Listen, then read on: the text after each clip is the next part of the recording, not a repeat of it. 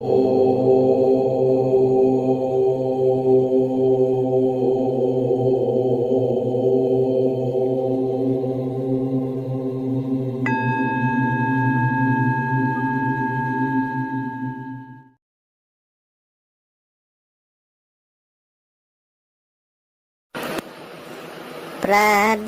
వినడి పావనుడా, ప్రార్థన మాకు నేర్పుమయా.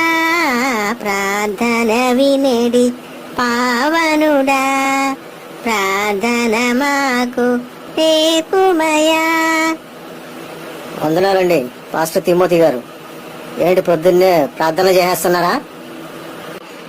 వందనాలండి మికాయా గారు. ఏంటి ఇటు వచ్చారు తెల్లవారుజామునే? మరేం లేదు, తెల్లవారుజామునే పొద్దున్నే మీరు మీ గోల ఎక్కువైపోతేని ఏంటి మీరందరూ ప్రార్థన చేసేసి మీ జీవితాలని ప్రపంచాలని మార్చేద్దామనే. మరి మాలాంటి వారికి ఆ దేవుడే సాయం చేయాలి కదండి.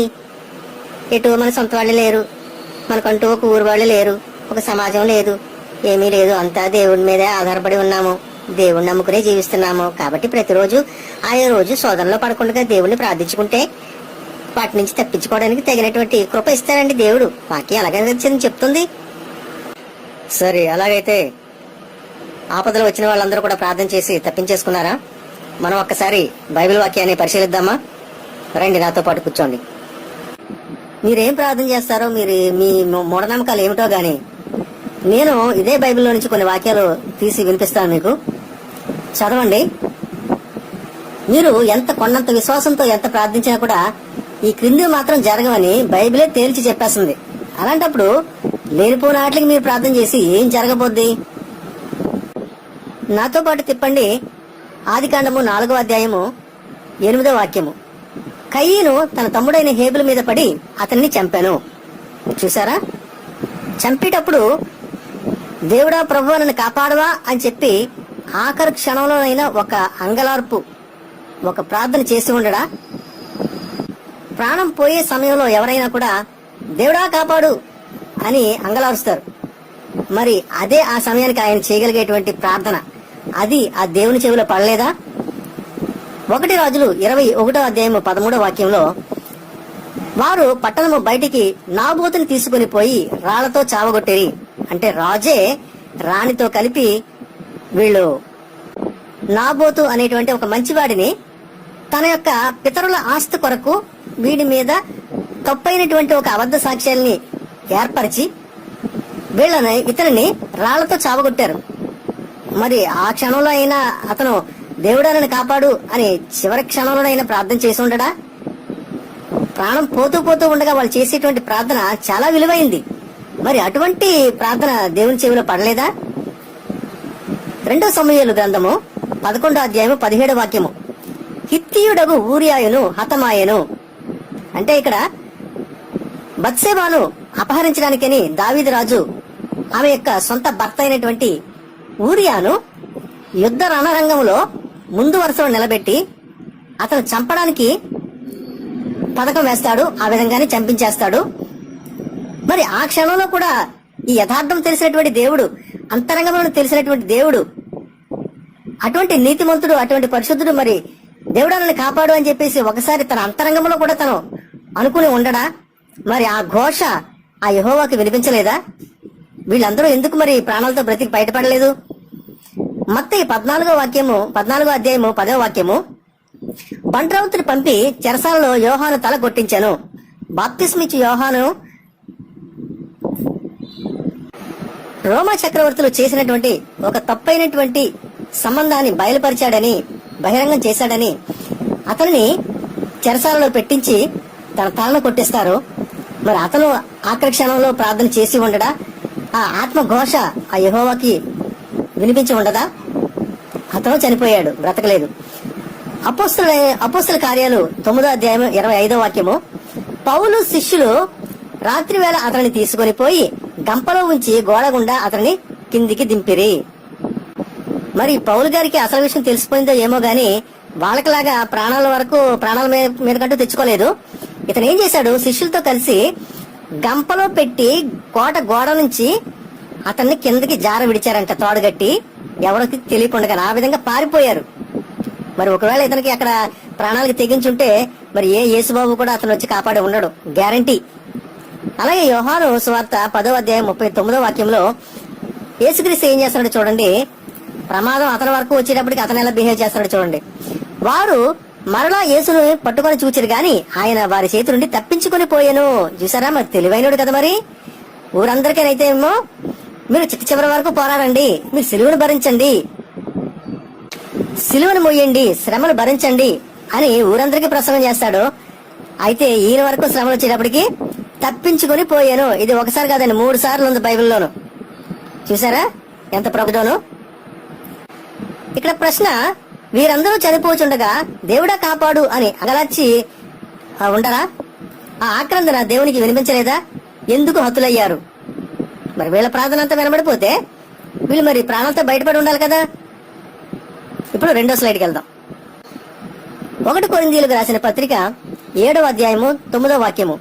అయితే మనస్సు నిలుపలేని ఎడల పెండ్లి చేసుకొనవచ్చును, కామతప్తులగట కంటే పెండ్లి చేసుకున్నట్టు మేలు. ప్రార్థన చేసేసి మీ కామ కోరికల్ని అణుచుకోగలరండి? అది కుదరదండి. శరీరంలో పుట్టేటువంటి ఆయా వయసుకి కలిగేటువంటి కోరికలు అవి తీర్చుకోవాల్సిందే. అంతేగాని నేను ఇవన్నిటిని కూడా కంట్రోల్లో పెట్టేసుకుంటానని చెప్పేసి మోకాళ్ళు వేసుకుని ప్రార్థన చేసి మీరు చేయగలిగేది ఏమీ లేదు. మీరు పెళ్లి చేసుకోవాల్సిందే గాని ప్రార్థన చేసి ఎంత మాత్రం కూడా మీలో ఉండేటువంటి కామెచ్చను మీరు అదుపు చేసుకోలేరు. ప్రార్థన చేసి కామెచ్చను ఆపుకోలేరు. తర్వాత స్లైడ్. ఆదికాండము 2వ అధ్యాయము 18వ వాక్యము. దేవుడైన యెహోవా నరుడు ఒంటరిగా నుండుట మంచిది కాదు, వానికి సాటి అయిన సహాయమును వాని కొరకు చేయుదుననుకొనెను. మరి యెహోవా ఉన్నాడు కదండి, దేవదూతలు ఉన్నారు కదండి. ఇంతమంది ఉండగాను ఈయన ఇంకా ఎందుకు ఒంటరిడయ్యాడు? ఆయనకి ఇంకా ఇంకొక మనిషి సాయం ఎందుకు కావాల్సి వచ్చింది?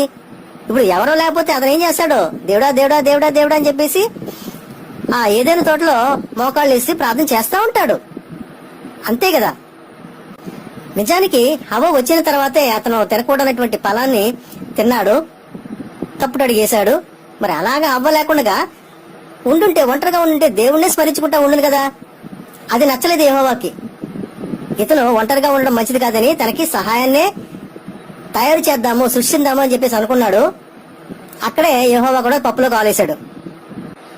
మనిషి ఒంటరిగా ఏమి సాధించలేడండి, ప్రార్థన చేసి ఏమి సాధించలేడు.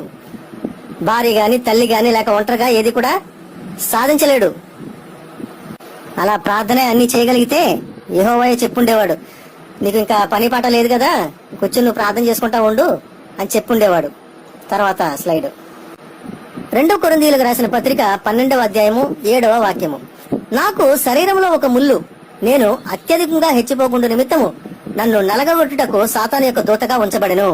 చూసారా, ప్రధాన శిష్యుడైనటువంటి పౌలే చెప్తున్నాడు, ఆయన శరీరంలో ఒక ముళ్ళుందంట. అంటే ఒక వీక్నెస్ అన్నమాట. అది తన యొక్క కామ కోరిక ఉండొచ్చు, మరి లేదంటే అనారోగ్యం అయి ఉండొచ్చు. ఏదో ఒకటి తను చెప్పుకోలేనటువంటి ఒక బాధ ఒకటి ఉంది. అనారోగ్యాన్ని కూడా చెప్పుకునే ఉండొచ్చు, దానికి తప్పేమీ లేదు. కానీ ఒక శరీర ఇచ్ఛ, శరీర కోరిక, కామ ఆతురత అనేటువంటి ఇటువంటి విషయాలకు ఒక మనిషి ఎవరు కూడా చెప్పుకోలేరు. అందుకని అతను ఒక ముళ్ళుగా చెప్పాడు. మరి అంత పెద్ద ప్రార్థనాపరుడు, దైవజనుడు ప్రార్థన చేసి దాన్ని అదుపు చేసుకోవచ్చు కదా. ప్రార్థన చేసి జన్మ స్వభావం గాని అంగవైకల్యం గాని మార్చలేము. మత్తయి 13వ అధ్యాయము 12వ వాక్యము. కలిగిన వానికే ఇయ్యబడును, వానికి సమృద్ధి కలుగును, లేని వానికి కలిగినది వాని యొద్ద నుండి తీసివేయబడును. ఇది పూర్తిగా అర్థశాస్త్రంలో చెప్పబడినటువంటి సూత్రం అన్నమాట. అర్థశాస్త్రానికి సంబంధించిన విషయం ఇది. ప్రతిరోజు అనుదిన ఖర్చులకు కూడా మీ సంపాదన సరిపోకపోతే ఉన్నది కూడా ఊడిపోద్దండి. మీరు ఎంతగా విశ్వాసంతో ప్రార్థన చేసినా కూడా ఉన్నది కూడా ఊడిపోద్ది, కానీ మీకేమీ కలగదు. మీరు ఒళ్ళొంచి పనిచేయాల్సిందే. ఈ యథార్థాన్ని ఇంకా రాబోయే వాక్యాల్లో కూడా చాలా ధృవీకరించి చెప్తాను. మత్తయి 10వ అధ్యాయము 34వ వాక్యం నుండి 36. నేను భూమి మీదకి సమాధానమును పంపవచ్చునని తలంచుకుని ఖడ్గముని గాని సమాధానమును పంపుటకు నేను రాలేదు. ఒక మనుషునికి వారి తండ్రికిని, కుమార్తెకు ఆమె తల్లికిని, కోడలికిని ఆమె అత్తకును విరోధము పెట్టవచ్చుని. ఒక మనుషుని ఇంటి వారే అతనికి శత్రువులగుదురు. మరి ఎంత కలహకారకుడైనటువంటి యేసుక్రీస్తుని అంగీకరిస్తే వీళ్ళ బ్రతుకులు ఏమవుతాయి? ఇంత పంపను కొల్లేరు చేసినటువంటి యేసుక్రీస్తు ఎక్కడైనా సరే మీరు ప్రార్థన చేసి ఈ సమస్యల నుంచి బయటికి రండి అని ఎక్కడైనా చెప్పాడా? నీ చివరి శత్రువు నీ ఇంటివారే. అలా అయితే ఆ దేవుడు కూడా నిన్ను కాపాడలేడు. ఒక ఇంట్లో సిలువ అనే పేరుతో నెపంతో అంత పోరు పనికిరాదండి. చాలా వాక్యాలు ఉన్నాయి కాబట్టి చాలా త్వరగా వెళ్తున్నాను. 1 తిమోతికి రాసిన పత్రిక 2వ అధ్యాయము 12వ వాక్యము. స్త్రీ మౌనముగా ఉండవలసిందే గాని ఉపదేశించుటకైనను పురుషుని మీద అధికారం చేయుటకైనను ఆమెకు సెలవీయను. ఇలాంటి భక్తులు, మరి విపరీతమైనటువంటి విశ్వాసం కలిగినటువంటి భక్తులు ఎందుకు ప్రార్థన చేసి ఆ పురుషునితో సమానంగాను లేదంటే పురుషుని కన్నా ఎక్కువగాను చేసేలేరు? వీళ్ళు ప్రార్థన చేస్తే అన్ని సాధ్యమే కదా, చెయ్యొచ్చు, సాధించండి. ఇది జరగదు. మత్తయి 7:18. మంచి చెట్టు కాని ఫలములు ఫలింపనేరదు, పనికిమాలిన చెట్టు మంచి ఫలములు ఫలింపనేరదు. ఏ విత్తనం వేస్తే ఆ పండే కొయ్యాలండి. అదే విధంగా మీరు ప్రార్థన చేసి చెడ్డవాడిని మంచివాడినిగా చేసేయలేరు, మంచివాడిని చెడ్డవాడినిగానే చేసేయలేరు. అసలు మారు మనసు అనేదే లేదు. మత్తయి 7:6. పరిశుద్ధమైనది కుక్కలకు పెట్టకుడి, మీ ముత్యములను పందుల ఎదుట వేయకుడి, వేసిన ఎడల అవి ఒకవేళ వాటిని కాళ్ళతో తొక్కి మీ మీద పడి మిమ్మను చీల్చివేయను. మూర్ఖునికి ఎంత మంచి చేసినా ఎంత మేలు చేసినా కీడే ఎదురవుతుంది. వీడిని కూడా మీరు ప్రార్థన చేసి ఏమాత్రమూ మార్చలేరు. మత్తయి రాసిన సువార్త 12వ అధ్యాయము 25వ వాక్యము. తనకు తానే విరోధముగా వేరుపడిన ప్రతి రాజ్యము పాడైపోవును, తనకు తానే విరోధముగా వేరుపడిన ఏ పట్టణమైనను ఏ ఇల్లైనను నిలవదు. ఇక్కడ చెప్పబడినటువంటి 3 ముఖ్యమైన విషయాలు: రాజ్యము, పట్టణము, ఇల్లు. ఈ మూడింటిలో కూడా లోపలే ఈ శత్రుత్వము, విరోధము కలిగిందంటే ఎవరు ఎంత ప్రార్థన చేసి కూడా ఇవి సరి అయ్యే విషయాలు కాదు. కారణం, వాళ్ళకి సంభవించినటువంటి పతనాన్ని వాళ్లే కొని తెచ్చుకుంటున్నారు. అటువంటి పతనాన్ని యేసుక్రీస్తే మీకు బోధించి పెట్టాడు.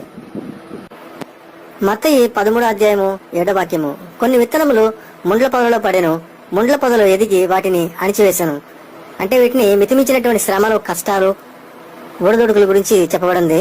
తన కుటుంబమును కూడా గమనించుకోవాలంత మితిమీరిన శ్రమ ఎవరికి కూడా పనికిరాదు. అలాంటి చోట కూడా ప్రార్థన ఎందుకు పనికిరాదు. 1 తిమోతి 5వ అధ్యాయము 23వ వాక్యము. ఇక మీదట నీళ్లే త్రాగక నీ కడుపు జబ్బు నిమిత్తమును తరచుగా వచ్చు బలహీనతల కొరకు మద్యమును కొంచెం పుచ్చుకొనము. తెలుగు బైబిల్లో అక్కడ ద్రాక్ష రసం అని ఉంది, కానీ ఇంగ్లీష్ లోను గ్రీక్ భాషలోను హెబ్రీ భాషలోను కూడా అది వైన్ గా చెప్పబడి ఉంది. కాబట్టి ఇతను ఎంత ప్రార్థనా పరుడు, ఎంత భక్తిపరుడు అని చెప్పేసి మీకు తెలుసు. కానీ అతను ఎంతో ప్రార్థన చేసుంటాడు. అయినా అతని ప్రార్థన ఫలించకపోవడం వల్ల ఇక మీద నువ్వు కొంచెం ఔషధంగా తీసుకో అంటున్నాడు. మద్యంగా తీసుకుంటావు, ఔషధంగా తీసుకుంటావు, మొత్తానికైతే ప్రార్థన ఫలించలేదు, నువ్వు మందుని తీసుకో అంటున్నాడు. కాబట్టి చిరకాల అనారోగ్యం గాని ఎంత ప్రార్థించినా తగ్గదు. ఈ విషయం బహిరంగంగా చెప్పిన పౌలు గారి కన్నా మీరు ఉత్తములా ఆలోచించండి. మరి మత్తయి 24:12. అక్రమము విస్తరించుట చేత అనేకుల ప్రేమ చల్లారును. మరి భక్తులంతా చేసిన ప్రార్థన ఏమైంది? ఎంత ప్రార్థించిన లోకంలో అక్రమం మాత్రం తగ్గదు. మత్తయి 6:27. మీలో ఎవడు చింతించుట వలన తన ఎత్తు మోరడెక్కువ చేసుకొనగలడు? అందుకని ప్రార్థన చేస్తే మాత్రం ఈయన మోరడెక్కువైపోతాడా? లూకా 2వ అధ్యాయము 52వ వాక్యము. యేసు జ్ఞానమందును వయసునందును దేవుని దయందును మనుష్యుల దయందును, అడలం చేసుకోండి, మనుష్యుల దయందును వర్ధిల్లుచుండెను. మరి ఈయన దేవుని కుమారునికి దేవుని దయ ఉంటే చాలు కదా, దేవుని దగ్గర ప్రార్థన చేసుకుంటే చాలు కదా, ఈయనకి మనుషుల దయ ఎందుకు? మత్తయి 20:16. కడపటి వారు మొదటి వారగుదురు, మొదటి వారు కడపటి వారగుదురు. ప్రార్థన ఫలిస్తే మొదటి వారు కడపటి వారు గాను, కడపటి వారు మొదటి వారు గాను ఎందుకు అవుతారండి? ప్రార్థన ఫలించకే.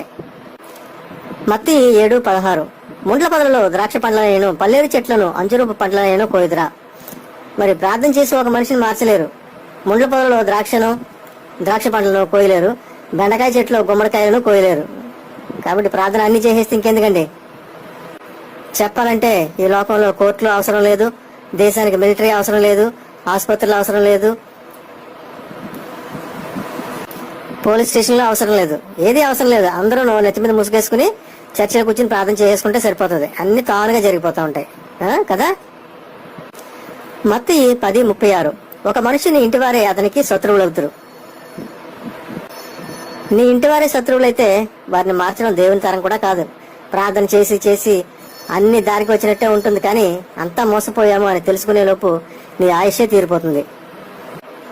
యాకోబు 1:27 పవిత్రమును నిష్కలంకమునైన భక్తి ఏదనగా దిక్కులేని పిల్లలను విధవరంటను వారి ఇబ్బందులు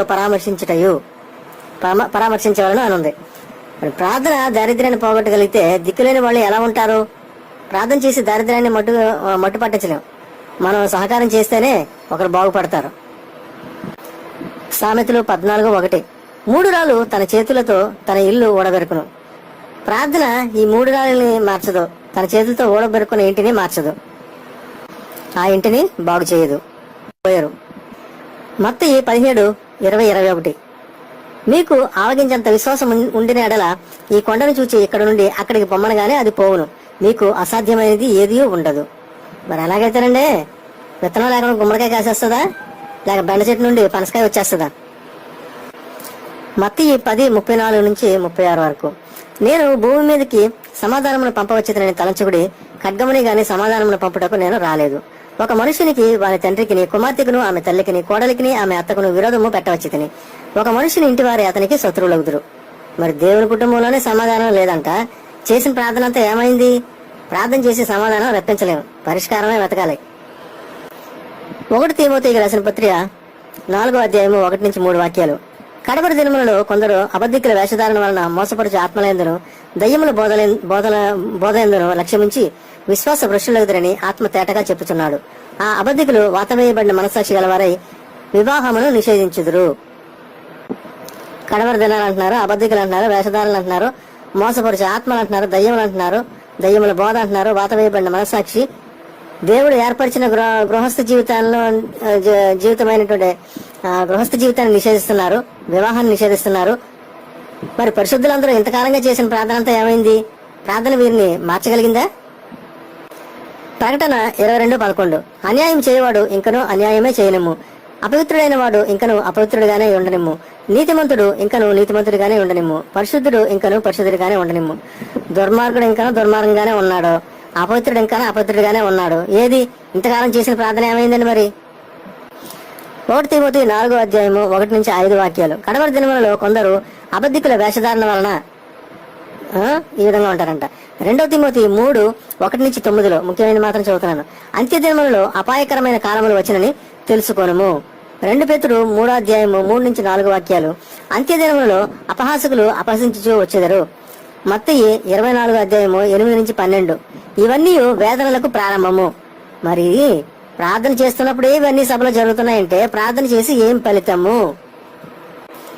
లూకా 6:43 ఏ మంచి చెట్టునకు పనికి మాలిన ఫలములు ఫలింపవు, పనికి మాలిన చెట్టున మంచి ఫలములు ఫలింపవు. మంచివాడు చెడ్డవాడిగా మారతాడేమో గాని ప్రార్థన చేసి చెడ్డవాడిని మంచివాడిగా మాత్రం మార్చలేము. రోమీయులకు రాసిన పత్రిక 9:15-16 ఎవరిని కరుణింతునో వారిని కరుణింతుము. బాగా గమనించండి క్రైస్తవులారా, ఎవరిని కరుణింతునో వారిని కరుణింతును, ఎవరి ఎడల జాలి చూపుదునో వాని ఎడల జాలి చూపుదును. కాగా పొందగోను వారి వలననైనను, అంటలేం చేసుకోండి, పొందగోరు వాని వలననైనను ప్రయాసపడు వాని వలననైనను కాదు గాని ఆయన ఇష్ట ప్రకారముగానే జరుగును. చూసారా, క్రైస్తవానికంతా అసలు కీలకం ఇక్కడ ఉన్నదండి. నువ్వు ప్రార్థన చేసి చేసి చేసి తలకాయ గోడనేసి బద్దలు కొట్టేసుకుని నువ్వు పరలోకాన్ని సంపాదించేద్దామని చెప్పేసి అనుకోకు. ఆయనకి ఇష్టం వచ్చిన వాళ్ళకి ఇచ్చుకుంటాడంట, వాళ్ళ సొంత వాళ్ళకి ఇచ్చుకుంటాడంట, అతను కావాల్సిన వాళ్ళకి ఇచ్చుకుంటాడంట. కాబట్టి ప్రయాసపడు వాని వలననైనను కాదు, ఇలాగేం జరగదు. మీ ప్రయాసము వృధా, మీ ప్రార్థన అంతకన్నా వృధా. 1 తిమోతి 5:5 అయితే నిజముగా అనాథ అయిన విధవరాలు ఏకాకి అయ్యుండి, ఇంగ్లీష్ లో ఎలా ఉందంటే widow with no family or no one to take care of her, తనని గమనించుకోవడానికంటూ ఒక మనిషి కూడా లేనటువంటి వాళ్ళు. ఆ విధంగా అయిపోయిందంట. దేవుడిని నమ్ముకుని ప్రార్థన చేసుకుని దేవుని మీదనే తన నిరీక్షణ ఉంచుకుని ఇటువంటి వారికి సహాయం చేయాలని ఉంది.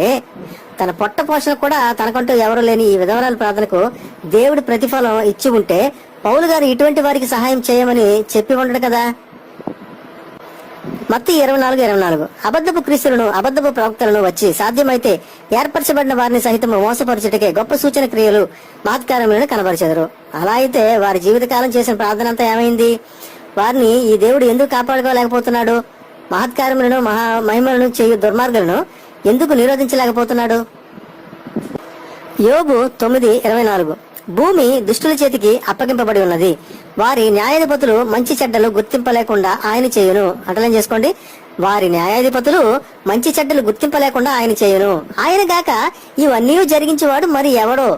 ఈ దౌర్భాగ్య పనులన్నీ చేసేవాడు యెహోవా అంట. అతను కాకపోతే ఇంకెవరో అని చెప్పేసి యోబు 9:24 స్పష్టంగా ఉంది. భూమిని చూస్తే దుష్టుల చేతికి అప్పగించడం, న్యాయాధిపతులకు మంచి చెడ్డలను ఆలోచించే జ్ఞానం లేకుండా అన్ని ఆయనే జరిపించి మళ్ళీ ఎడతెగక ప్రార్థన చేయండి అంటే ప్రార్థనకు జవాబు ఎలా వస్తుంది? అంతా మీ మూర్ఖత్వం కాకపోతే. మత్తయి 10:34 నేను భూమి మీదకి సమాధానమును పంపవచ్చునని తలంచకుడి, ఖడ్గమునే గాని సమాధానమును పంపుటకు నేను రాలేదు. మత్తయి 10:35 ఒక మనుషునికిని వారి తండ్రికిని కుమార్తెకును ఆమె తల్లికిని కోడలికిని ఆమె అత్తకును విరోధం పెట్టవచ్చుదని. 36వ వాక్యం ఒక మనుషుని ఇంటి వారి అతనికి శత్రువులగుదురు. 37వ వాక్యము తండ్రినైనను తల్లినైనను నాకంటే ఎక్కువగా ప్రేమించేవాడు నాకు పాత్రుడు కాడు, కుమారునినైనను కుమార్తెనైనను నాకంటే ఎక్కువగా ప్రేమించేవాడు నాకు పాత్రుడు కాడు. మార్కు 13:12 సహోదరుడు సహోదరి తండ్రి కుమారుని మరణమునకు అప్పగింతురు, కుమారులు తల్లిదండ్రుల మీద లేచి వారిని చంపింతురు. ఈ వాక్యాలంతా చూశారంటే యేసుక్రీస్తు ఎంతో పెద్ద జ్ఞాని అని చెప్పేసి అనుకున్న అతను ఎంత మూర్ఖత్వంగా మాట్లాడుతున్నాడు అనేది మీకు అర్థమవుతుంది. మీ ప్రార్థన మిమ్మల్ని కాపాడగలిగితే ఇన్ని దారుణాలు ఎందుకు జరుగుతాయండి? కాకపోతే యేసుక్రీస్తు మాటలు అది బట్టి మాటలు కాదు, వాక్యాలు కాదు, పచ్చి బూతులయ్యి.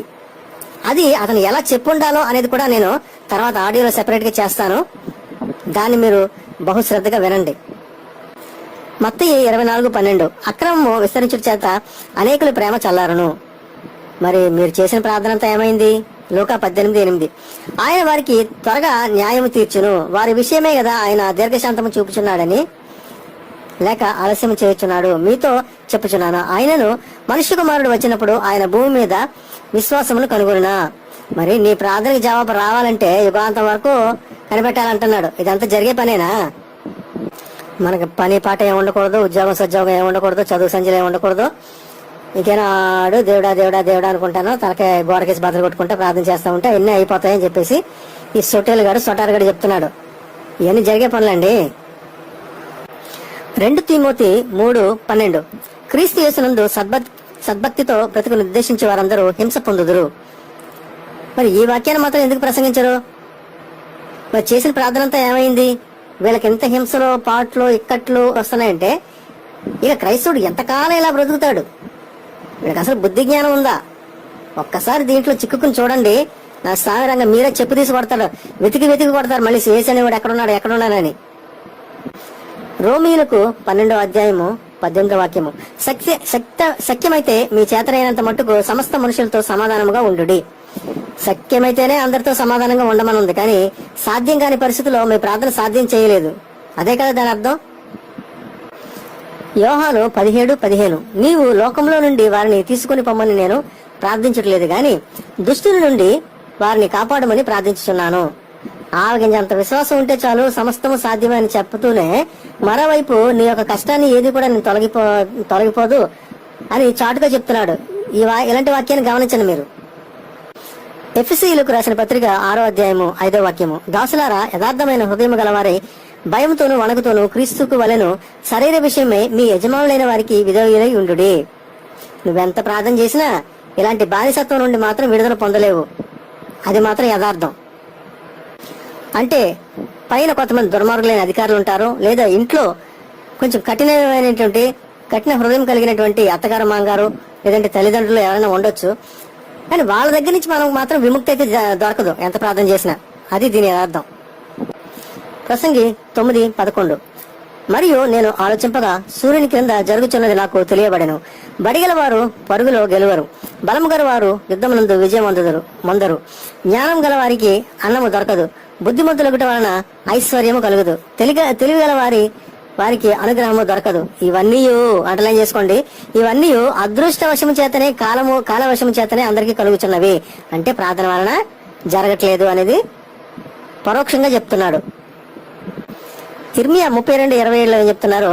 నేను యెహోవాను, సర్వ శరీరులకు దేవుడును, నాకు అసాధ్యమైనది ఏదైనా ఉండునా? 1 కొరింథీయులకు 7:15 అవిశ్వాసి అయిన వాడు ఎడబాసిన ఎడబాయవచ్చును, అట్టి సందర్భంలో సహోదరికైనను నిర్బంధం లేదు. అంటే విడాకుల గురించి, భార్య భర్తలు విడిపోవడం గురించి ఇక్కడ చెప్పబడింది. మరి అలాగైతే అన్ని అతనికి సాధ్యమైనప్పుడు మరి విడాకుల విషయంలో కూడా ఆయన ప్రార్థన చేసి ఇద్దరిని కలిపేయచ్చు కదా? జరగదు. 1 కొరింథీయులు 7:9 అయితే మనసు నిలుపలేని ఎడల పెండ్లి చేసుకొనవచ్చును, కామతత్తులతో కంటే పెండ్లి చేసుకున్నట్టు మేలు. ప్రార్థన చేసి అణుచుకోలేరేంటి?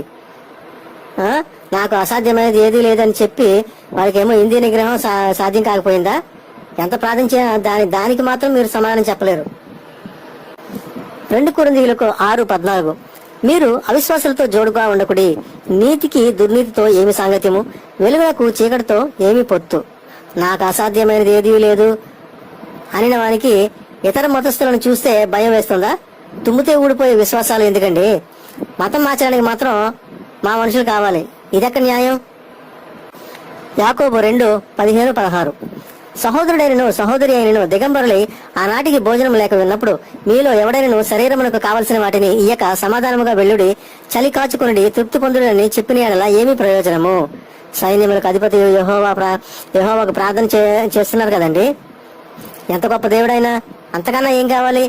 అదంతా పనిచేయదు, మీరు ఒళ్ళు వంచి పనిచేయాలి అనే యథార్థాన్ని యాకోబు భక్తుడు చెప్తున్నాడు. 1 తిమోతి 4:1 మరియు 2 వాక్యాలు అయితే కడవరి దినములలో కొందరు అబద్ధికుల వేషధారణ వలన మోసపరిచే ఆత్మలందును దయ్యముల బోధలందును లక్ష్యముంచి విశ్వాస భ్రష్టులకుదని ఆత్మ తేటగా చెప్పుచున్నాడు. లోకంలో మీరంతా ప్రార్థన చేస్తూనే ఉన్నారు కదా, చేసిన ప్రార్థన అంతా ఏమైంది? మరి మీ ప్రార్థన అంతా వృధా అని ఆత్మ తేటగా చెప్పుచున్నాడు కదా. ఇంకా మీ అనుమానం ఏంటి? మీ ప్రార్థన అంతా జరిగిపోతే ఇప్పటికి భూలోకం స్వర్గంగా మారిపోయి ఉండాలి కదా. 1 కొరింథీయులు 15:24 అటు తర్వాత ఆయన సమస్తమైన ఆధిపత్యమును సమస్తమైన అధికారమును బలమును కొట్టివేసి తన తండ్రి అయిన దేవునికి రాజ్యం అప్పగించును, అప్పుడు అంతము వచ్చును. అంటే ఇంతవరకు ఏం జరిగినట్టు? ఇంతకీ అతని చేతిలో అధికారం లేదన్నమాట. ఇతనికి ప్రార్థించి ఏం జరగబోద్ది? ఏమి జరగదు అనే విషయాన్ని ఈ వాక్యం స్పష్టం చేస్తుంది. 1 కొరింథీయులకు 6:5 మీకు సిగ్గు రావాలని చెప్పుచున్నాను. ఏమి? తన సహోదరుల మధ్యను వ్యాజ్యము తీర్చగల బుద్ధిమంతుడు మీలో ఒకడైనా లేడా? ఏంటంటే మీకు బుద్ధి కలగాలని చెప్పుచున్నాను. ఇంత ప్రార్థన చేసి వ్యాధ్యం తీర్చగల బుద్ధిమంతుడు గాని జ్ఞాని గాని మీలో ఒకరైనా లేరా? మరి ఆ దేవుడు మీకు జ్ఞానాన్ని ఇవ్వలేదా? జ్ఞానం గురించి మాట్లాడితే ఎక్కడో ఒక సొలొమోను రాజుని చూపిస్తే సరిపోయిందా? అతను ఇప్పటివరకు ఉండి మీకు న్యాయం చేస్తాడా? అది అసాధ్యం. జ్ఞానం ప్రార్థిస్తే వచ్చేది కాదు, జన్మతః ఉండవలసింది. మత్తయి 25:42, 42, 43, 44, 45 వాక్యాలు నేను ఆకలిగొంటిని, మీరు నాకు భోజనం పెట్టలేదు, దప్పిగొంటిని, మీరు నాకు దాహమియ్యలేదు, పరదేశినై ఉంటిని, మీరు నన్ను చేర్చుకొనలేదు, దిగంబరినై ఉంటిని, మీరు నాకు బట్టలియ్యలేదు, రోగిని చెరసాల్లో ఉంటిని, మీరు నన్ను చూడరాలేదని చెప్పును. అందుకు వారు, ప్రభువా, మేమెప్పుడు నీవు ఆకలిగొని ఉండుటైనను, దప్పిగొని ఉండుటైనను, పరదేశమై ఉండుటైనను, దిగంబరివై ఉండుటైనను, రోగివై ఉండుటైనను అని చెప్తారనమాట. అందుకు ఆయన, మిక్కిలి అల్పుడైన వీరిలో ఒకరినైనా మీరు ఎలాగూ చేయలేదు గనుక నాకు చేయలేదని మీతో నిశ్చయముగా చెప్పుచున్నానని వారితో అనను. మరి ఏది కావాల్స్తే అది నాకు ముందే తెలుసు, భూమి సృష్టి పునాది వేయబడక ముందే మిమ్మల్ని ఎరిగి ఉన్నానని చెప్పేసి అన్నీ ఎరిగినట్టు డబ్బా కొట్టుకున్నటువంటి యెహోవా మరి పాపం వీళ్ళందరూ కూడా పరదేశ అయిపోయి దిగంబరులు అయిపోయి చెరసాలలో ఉండిపోయి ఇలాంటి దౌర్భాగ్యమైనటువంటి పరిస్థితులకి దిగజారిపోయి ఉంటే మరి తన యొక్క వాగ్దానాలని నెరవేర్చుకోవాల్సింది ఎవరు? యెహోవా, యేసు కదా. వాళ్ళ వాగ్దానాలు కదా వాళ్ళు నెరవేర్చుకోవాలి. ఇక్కడ ఈ భక్తులు పాస్టర్లు చేసిన తప్పేంటి? వాళ్ళకేమన్నా తలరాత వాళ్ళకి? తన భక్తులకు తను చేయకపోగా ఆ అభాండాన్ని ఈ పాస్టర్ల మీద వేసి రుద్దుతున్నాడు. చూసారా? మొత్తానికి జీవితకాలం యేసుకి ప్రార్థించిన తర్వాత ఆయన చేసింది ఏమీ లేదు. అభాండాలన్నీ తన శిష్యుల మీద వేస్తున్నాడు. మరి వీటన్నిటికీ ఆన్సర్ ఎక్కడ ఉందండి? ఈ సమస్యలకు పరిష్కారం ఎక్కడుంది? ప్రసంగి 10:19 చదవండి. ద్రవ్యము అన్నిటికీ అక్కరకు వచ్చును. ఇంగ్లీష్ లో చదివారంటే మనీ ఆన్సర్స్ ఆల్ థింగ్స్. డబ్బుంటే చాలు ఇన్ని సమస్యలకు పరిష్కారం కలుగుతాది అని అదే బైబిల్ చెప్తుంది. ఎక్కడా కూడా మీరు ప్రార్థన మీ సమస్యలకు పరిష్కారం అని ఎక్కడా చెప్పబడలేదు. అలా ఉంటే ఒక్క వాక్యం తీసి చూపించండి. అటువంటి ముఖ్యమైనటువంటి డబ్బుని ఉదాసీనం చేసి మీ యొక్క బ్రతుకుల్ని నరకప్రాయం చేస్తున్నారు వీళ్ళు చేసేది మరి ఎవరో యేసుక్రీస్తు మొదలుకొని ఆయన మొట్టమొదటి ఇల్లు వాకలు ఉండకూడదు, కుటుంబం ఉండకూడదు అని చెప్పేసి అక్కడి నుంచి నాశనం చేసుకుంటా వచ్చారు. మరి అన్ని ఇలాంటి దుర్బోధలు, దౌర్భాగ్యమైనటువంటి చెడు బోధలు ఎందుకు ఇలాంటివి చేసుకుని రావడం? ఎందుకు ఊరోళ్ళని మోసం చేయడం? కష్టపడి చదవండి, కష్టపడి ఒళ్ళుంచి పని చేయండి, ధనాన్ని సంపాదించండి. అది మీ సమస్యలకు పరిష్కారం. గాని ప్రార్థనలు చేసైతే మీ సమస్యలకు పరిష్కారం రాదు అనేది ఇన్ని వాక్యాల మూలంగా ధృవీకరించబడింది. నేనంటే కొన్ని విషయాలు ఇంతకు ముందు చేసినటువంటి ఆడియోలో చెప్పమరిచినవి అప్పుడప్పుడు చెప్తుంటాను. దాన్ని మీరు గమనించండి. మంచి సమరయుడు మీకు ఎందుకు సహాయం చేస్తాడు, ఎందుకు సహాయం చేయాలి అని చేసినటువంటి ఆడియోలో ఒక ముఖ్యమైనటువంటి విషయాన్ని నేను విడిచాను. నేను చెప్తున్నానండి, ఒక జంతువు కూడా, ఒక కుక్క అవ్వచ్చు, నక్క అవ్వచ్చు, పిల్ల అవ్వచ్చు, కోడి అవ్వచ్చు, దాని పిల్లను గాని మరో పిల్లని కూడా పక్కకి చేర్చదు. మనం అనుకుంటాం కదా జంతువులకు కూడా ఎంత ప్రేమగా ఉంటున్నాయనేసి. మనిషి ఉండకపోవచ్చు కానీ జంతువులు అన్నిటికీ కూడా పాలిస్తున్నాయని అనుకుంటాం. కానీ నిజానికి ఏ కుక్క, ఏ పిల్లి కూడాను, ఏ కోడి కూడాను తనది కాని పిల్లని పక్కకి చేరనివ్వదు. కరెక్ట్ గా ఏరవతలు పారేస్తుంది, పొడి సవతలు పారేస్తుంది, కరిసవతలు పారేస్తుంది. ఒక జంతువు కూడా తనది కాని పిల్లని చేర్చినప్పుడు మనిషి తనని కాని వాడిని ఎవరు చేరుస్తాడండి? ఆ పిల్ల ప్రేమని, ఆ తల్లి ప్రేమని ఎవరండి పంచుకుంటారు? అది పంచుకున్నప్పుడు ఇంకా బ్రతకనిది ఏముందండి? ఉండదు. ఇంత యథార్థాన్ని దాచి మరిచి నీ తల్లిదండ్రులు విరోధం చేసుకో, నీ అత్తమామలు విరోధం చేసుకో, నేను మీ కొంపలో నిప్పు పెట్టడానికే వచ్చాను అని ఎంత నాలిక లేని నరంతో మాట్లాడుతున్నాడంటే యేసుగాడు, నా గోసుగాడు, నయాల వాడిని ఏమి ఇచ్చి కొట్టాలో నాకు అర్థం కావట్లేదు. ఒక సమాజంలో, ఒక గ్రామంలో బ్రతుకుతున్నవాడు ఎవరిని కూడా విరోధం చేసుకుని బ్రతకలేడు. అలా బ్రతకూడదు. ప్రతి ఒక్కరి యొక్క అండదండ, సహకారం అనేది ప్రతి ఒక్కరికే ఉండాలి. అటువంటిది తన సొంత కుటుంబాన్ని విరోధం చేసుకుని, తన సొంత కుటుంబాన్ని ద్వేషించుకుని మనిషి ఎలా బ్రతుకుతాడండి? ఒక వెచ్చవేడి, ఒక అనారోగ్యం చేసిందంటే ఎవరండి వచ్చి పరిగెట్టుకు నుంచి కాపాడేది, చూసేది? తన ఇంటివారు. తన ఇంటివారు చేయనప్పుడు లోకంలో ఎవరూ చేయరు. లోకంలో ఏ చట్టం నేను పట్టించుకోదు. దానికి మారుగా, సహాయం చేయాల్సిన దానికి మారుగా ఎంత ప్రాధేయపడినా కూడా వీడు దుర్మార్గుడండి, వీడు దుష్టుడండి, అప్పటి నుంచి వీళ్ళు సొంత ఇంటి వాళ్ళు వదిలిపెట్టేశారండి, కాబట్టి వీడిని ఎవడో కూడా పట్టించుకోవద్దు అనేసి చెయ్యొచ్చే వాళ్ళని కూడా చెడగొట్టేస్తారండి.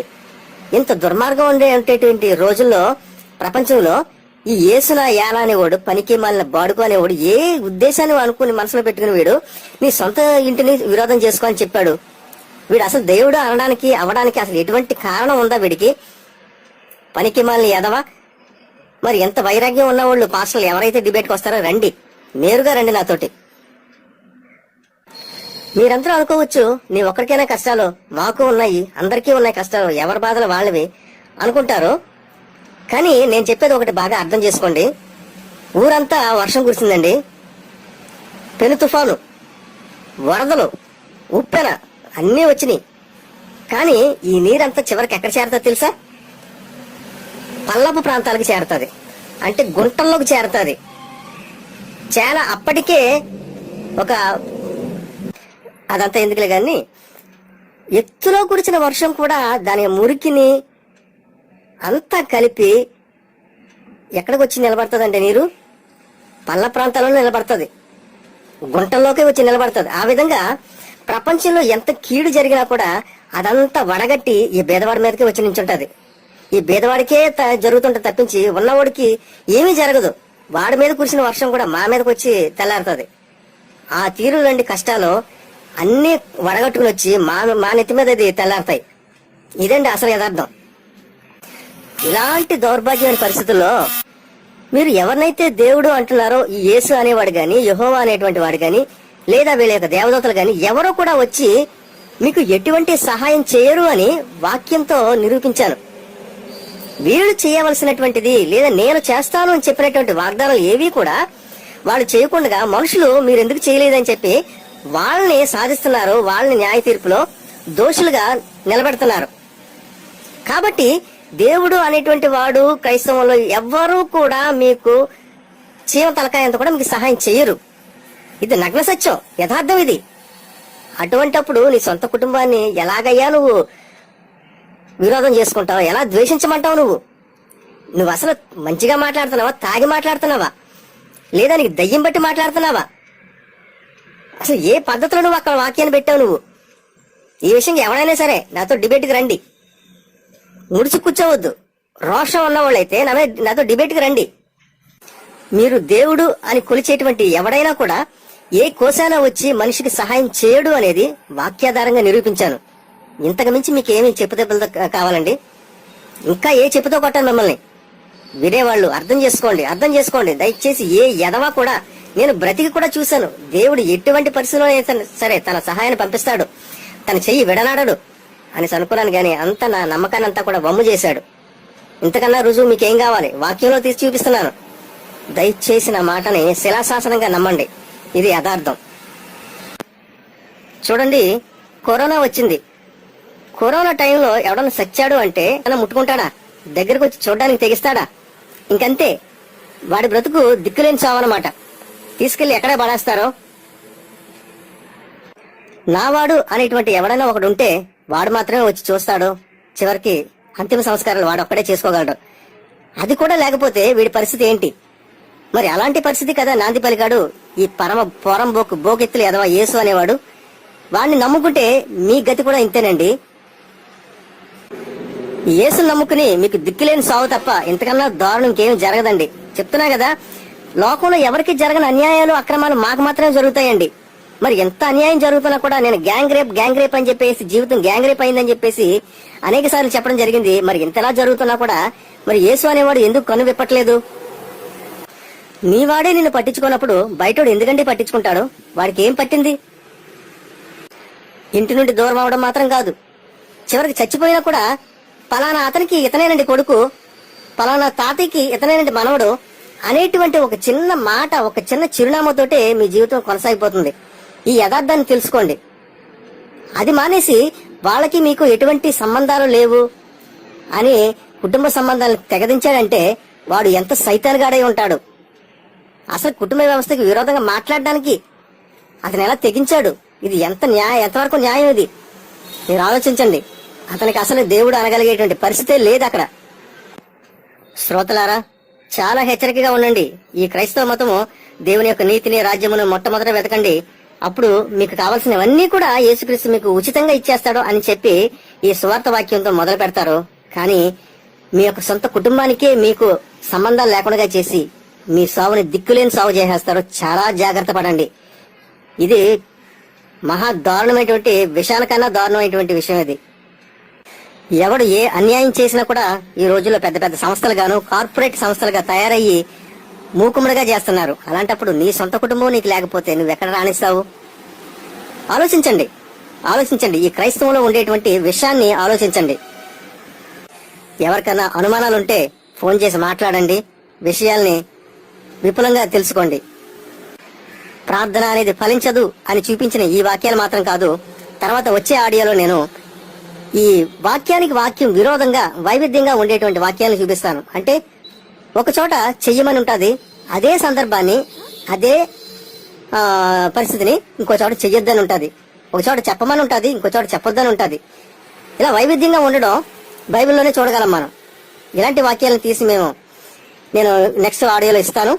రెండవది, యేసు తన కుటుంబాన్ని ద్వేషించండి ఆయన చెప్పగలిగేటువంటి మాట కన్నా కూడా తను ఏం చెప్పుండాలి అనేదాన్ని ఇంకొక ఆడియోలో చెప్పి వివరిస్తాను.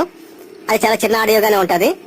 కాబట్టి యేసు కూడా నా దగ్గరకు వచ్చి రేపొద్దున నేర్చుకోవాల్సిన పరిస్థితి ఉంటదన్నమాట.